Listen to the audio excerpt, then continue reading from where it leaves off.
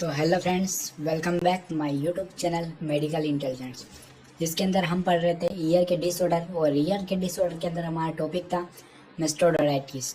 तो मेस्टोडाइटिस के अंदर हमने इसके पूरा डिस्कशन किया था और इसके इन्फ्लामेशन और इसके डायग्नोसिस और नर्सिंग मैनेजमेंट इसका पढ़ा था हमने। तो हम आगे पढ़ने वाले हैं। अगला जो टॉपिक है हमारा आज का, प्रिस्क्राइबकोसिस। प्रिस्क्राइबकोसिस क्या होता है? Hearing loss with ageing is known as presbycusis. यानी कि सुनने में जो प्रॉब्लम आती है, सुनने की जो क्षमता होती है वह कम हो जाती है, जिसके कारण जो डिसऑर्डर होता है उसको प्रिस्क्राइबकोसिस कहते हैं। जो कि क्या होता है कि it is happen due to atrophy of ganglion cells is found in the cochlea. तो हमारे जो ईयर्स के अंदर जो सेल कोक्लिया जो सेल होता है उसके अंदर गैंग्लियन हो जाता है। कॉजेस, तो कॉजेस क्या होते हैं? Genetic factors. तो जेनेटिक फैक्टर्स क्या हो सकता है? जेनेटिक्स क्या है? फिर जनरल इन्फ्लामेटरी कंडीशन, तो इन्फ्लामेटरी कंडीशन के कारण भी हो सकता है। Exposure of the loud noise, तो कुछ नॉइस के कारण भी हो सकता है, यानी कि समझिए ज़्यादा ही आवाज़ें या ज़्यादा ही लाउड स्पीकर जो है कि सुनने के कारण भी हो सकता है। फिर डायबिटीज़ के कारण हो सकता है। Ototoxic drugs such as use of aspirin, तो ऑटोटॉक्सिक ड्रग्स यूज़ करने के कारण भी हो सकता है। एस्पिरिन जो है कि पेन किलर के लिए रूप में यूज़ करते हैं, जो कि हमारे एब्डोमिनल के लिए होता है एस्पिरिन। या फिर इसके कारण फिर है हाइपरटेंशन, तो हाइपरटेंशन का भी हो सकता है। Clinical manifestation, loss of ability of the prescriptive of the discriminate sound. Hearing loss is a progressive and is irritable type. Difficulty in understanding speech, तो डिफिकल्टी होती है जिसके कारण क्या होगी? स्पीच करने में। नीड फॉर इंक्रीज वॉल्यूम और रेडियो टीवी etc, तो इंक्रीज होती है नीड, यानी कि ज़रूरत होती है वॉल्यूम ज़्यादा बढ़ाने के लिए, यानी कि फिर लॉस हो जाती है। जो एबिलिटी जो होती है ईयर की, जो एबिलिटी होती है सुनने की, वह कम हो जाती है, जिसके कारण क्या है कि हमें अच्छे फिर ज़्यादा इंक्रीज करनी पड़ती है लाउडली सुनने के लिए। Difficulty in the using the telephone, तो डिफिकल्टी होती है इसमें वर्टिगो, और फिर वर्टिगो भी हो सकता है। टिनाइटस भी हो सकता है। फिर डायग्नोसिस, तो डायग्नोसिस देखते हैं clinical manifestation of the patient. तो किस प्रकार से डायग्नोस करेंगे? तो उसके सिम्टम्स देखकर जो है कि हम डायग्नोसिस करेंगे। टेम्पेनोमेट्री जो कि टेस्ट होता है उसके ज़रिए हम जो है कि पता करेंगे। ऑटोस्कोपी के मदद से हम जो है कि पता कर सकते हैं। ऑडियोमेट्रिक एग्जामिनेशन, तो ऑडियोमेट्रिक एग्जामिनेशन होता है जिसके अंदर क्या होता है कि हमारी जो हियरिंग की जो एबिलिटी होती है, कितनी एबिलिटी है, वह इसके माध्यम से पता करते हैं।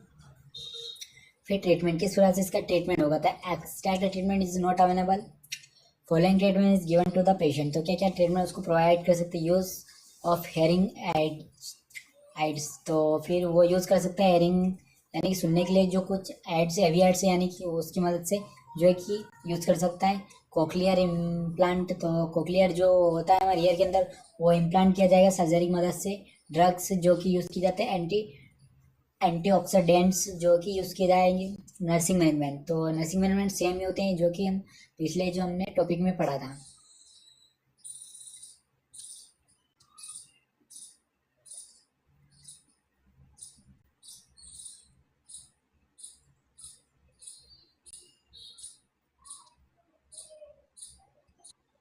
अगला टॉपिक है हमारा लेब्रेंथाइटिस। लेब्रेंथाइटिस क्या होता है?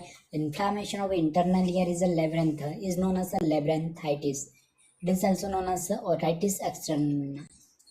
तो यानी कि जो हमारा जो इंटरनल जो ईयर जो होता है उसके अंदर क्या हो जाती है? इन्फ्लामेशन, जिसके कारण क्या होता है कि लेब्रेंथाइनाइटिस हो सकता है। तो इसके कॉजेस किस कारण से होता है? तो exact causes are unknown possible cause of as follows. तो अननोन यानी कि वो जो सिम्टम्स होते हैं वो दिखाई नहीं देते, अननोन होती है, अचानक हो जाता है। Recent viral infection such as a respiratory infection for example bronchitis, और ear infection for example otitis media. तो इन डिसऑर्डर के कारण भी हो सकता है, रेस्पिरेटरी इन्फेक्शन के कारण, और ब्रोंकाइटिस और ओटाइटिस मीडिया के कारण हो सकता है। एलर्जिक के कारण हो सकता है। एक्सेसिव यूज ऑफ एल्कोहल, तो एल्कोहल का ज़्यादा यूज़ करने के कारण भी हो सकता है। स्मोकिंग के कारण भी हो सकता है। Certain drugs such as aspirin, तो एस्पिरिन के कारण भी हो सकता है। स्ट्रेस के कारण भी हो सकता है। तो यहाँ पर जो ये ड्रग्स होता है एस्पिरिन, ये क्या होता है कि एंटी इन्फ्लामेटरी ड्रग्स होता है जो कि इन्फ्लामेशन को कम करने के लिए यूज़ होता है। इसका ज़्यादा यूज़ करने के कारण भी हो सकता है। क्लिनिकल फीचर डिजनेस, टाइटेनस, जो रिंगिंग ऑफ वजिंग, तो यानी कि आपके जो ईयर होता है उसके अंदर आपको रिंगिंग साउंड जो है कि सुनाई देगा। वर्टिगो हो सकता है, ज़्यादा ही आपको हो सकता है। हेयरिंग लॉस ऑफ में होकर, तो हेयरिंग लॉस हो सकता है। नोजिया एंड वॉमिटिंग हो सकती है।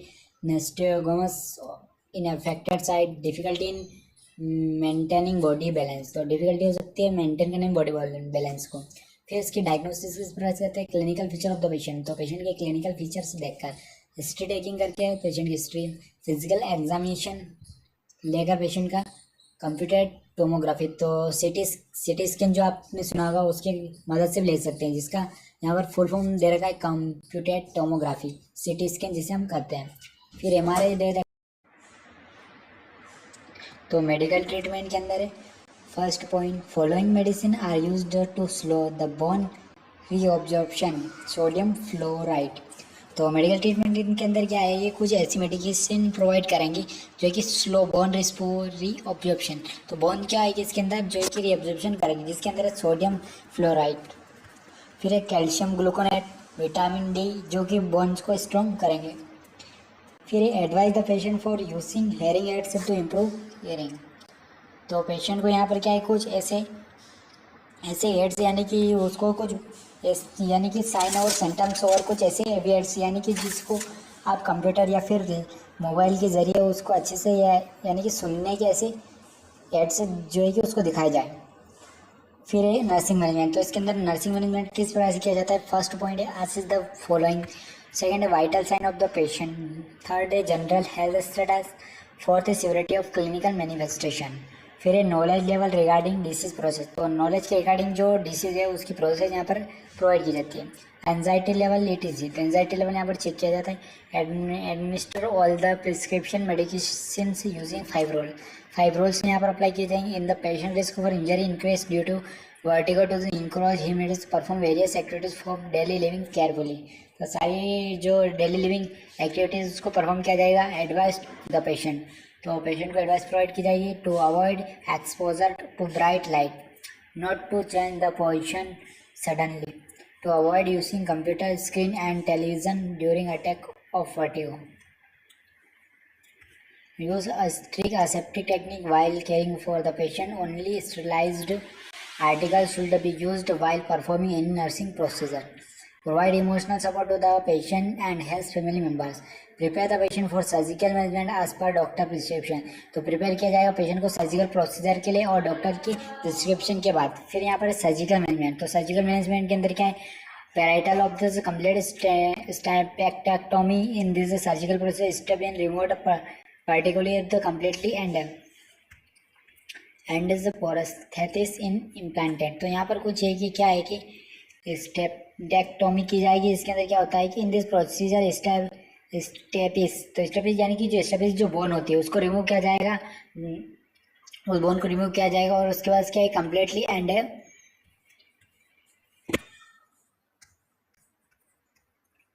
प्रोस्थेटिस इन इम्प्लांटेड, तो उसको रिमूव करने के बाद प्रोस्थेटिस इम्प्लांटेड किया जाएगा।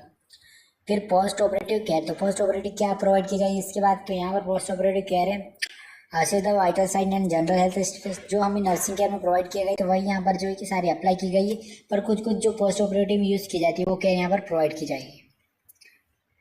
तो सारी केयर यहाँ पर देख सकते हो, nausea and vomiting, vertigo, following post operative complication, तो कौन कौन सी कॉम्प्लिकेशन हो सकती है पोस्ट ऑपरेटिव में, तो ये कॉम्प्लिकेशन हो सकती है नोजिया एंड वोमिटिंग हो सकती है, वर्टिगो हो सकता है, डैमेज हो सकती है क्रेनियल नर्व, मेनिंजाइटिस हो सकता है, change the taste sensation ETC, तो ये सारी प्रॉब्लम्स यहाँ पर हो सकती है। तब तक के लिए बने रहिए यूट्यूब चैनल पर और वीडियो लाइक करिए, चैनल को सब्सक्राइब करिए।